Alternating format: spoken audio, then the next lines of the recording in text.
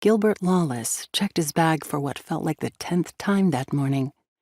He had his notebook neatly stowed in its pocket beside 3 perfectly sharpened pencils. A magnifying glass, tweezers, measuring tape, and calipers. A change of clothes and a first aid kit in a Bakelite case for the worst-case scenario. Everything was exactly as it had been the last time he'd checked it, on the drive over, and the time before that at his desk in the Philadelphia morgue first thing that morning. The same as it had been on his last excursion into the field. "Ready when you are," Marco Salvatore said. He came around the side of the truck, hat in one hand as he slipped his camera strap around his neck with the other.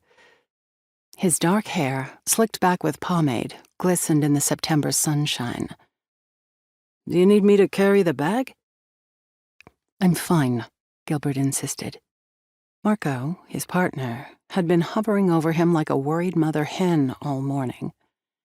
It had been just over 5 months since Gilbert had been shot while stopping the killer made famous in the papers as the Schuylkill slasher. Gilbert had faced a long recovery, first in the hospital, then at his parents' snug row house in Manayunk, just a few blocks away from here. He'd returned to his job as an assistant in the office of Philadelphia's coroner earlier in the summer, relegated to desk duty as he healed.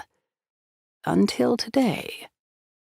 He ignored Marco's creased brow and took the steps to the porch quickly, his heavy bag knocking against his leg. He nodded at the small gathering of women clustered on the adjoining porch. A blonde woman muffled a sob in a handkerchief and turned her back on them. A uniformed officer opened the front door. Gilbert didn't recognize him. "Dr. Salvatore, Dr. Lawless. Detective Pyle is waiting in the dining room." The man was young, fresh out of the academy, with pale, pimpled skin and a thin wisp of mustache barely visible on his upper lip. The interior layout of the house was familiar in the identical way of most of Philadelphia's lower and middle-class row homes. They passed through a narrow vestibule, tiled in black and white, that opened into a large front room. Directly ahead, stairs rose to the second floor. The living room was neat as a pin and nicely decorated.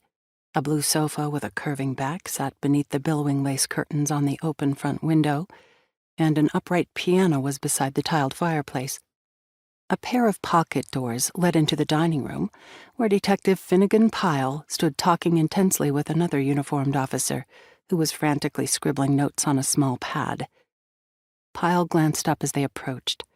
His serious hangdog face broke into a grin.